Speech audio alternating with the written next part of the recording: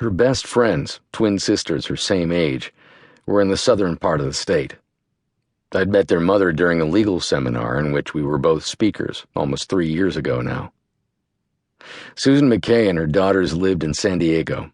Susan and I had been seeing a lot of each other between monthly trips to San Diego and meetings at the halfway point in Morro Bay. For some reason that adults will never comprehend, the kids seemed to bond at that very first meeting. In San Diego, the weather was cool and breezy, and it held the promise of family life, something Sarah and I had been missing for nearly 4 years. We had spent 2 weeks visiting in early July, part of that in Ensenada, south of the border. I had become infected with the scent of salt in the air, and the facets of the sun dancing on the surface of the sea at Coronado. In the late afternoon, Susan and I sat on the beach as the girls played in the water. The Pacific appeared as some boundless, undulating crucible of quicksilver.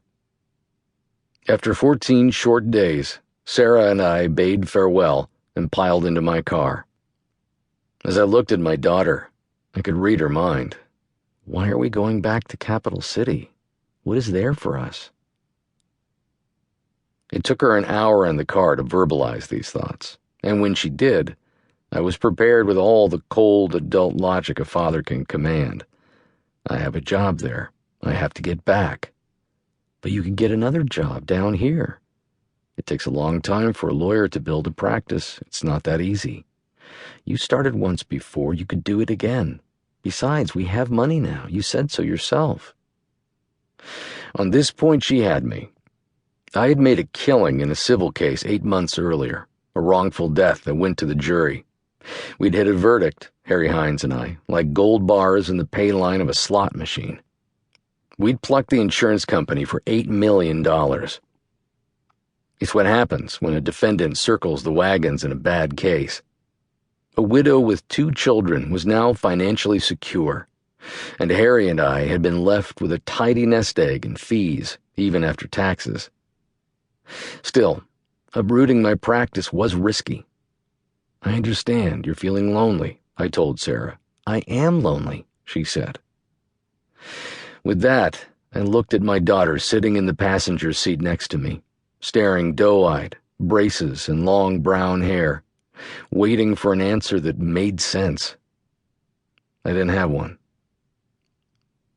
When my wife Nikki died, she left a hole in our lives that I have never been able to fill. As we headed back toward Capital City, the nagging question remained, what is here for us?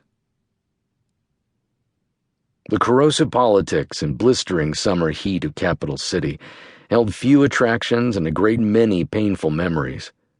There had been the year of Nikki's illness that even now I could not blot out. There were places in the house where, when I turned a corner, I still saw her face. Couples who had been friends no longer had anything in common with a widower approaching middle age. And now my daughter wanted to put it all behind us. On a Monday morning, the last week in August, I called Harry into my office. At one time, Harry Hines had been one of the foremost criminal lawyers in town, trying mostly front-page felonies. 15 years ago, he lost a death case, and his client lost his life in the state's gas chamber. Harry was never the same. By the time I opened a practice in the same building where Harry had his offices, he was defending drunk drivers and commiserating with them on bar stools after hours. He came on board to lend a hand with the Talia Potter murder trial, and ever since has been a fixture. Harry's specialty is the mountains of paper produced in any trial.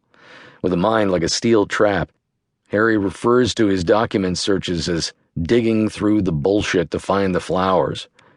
He's the only man I know who hates losing more than I do.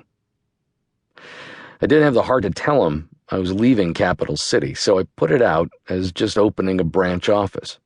He surprised me. His only question was, where?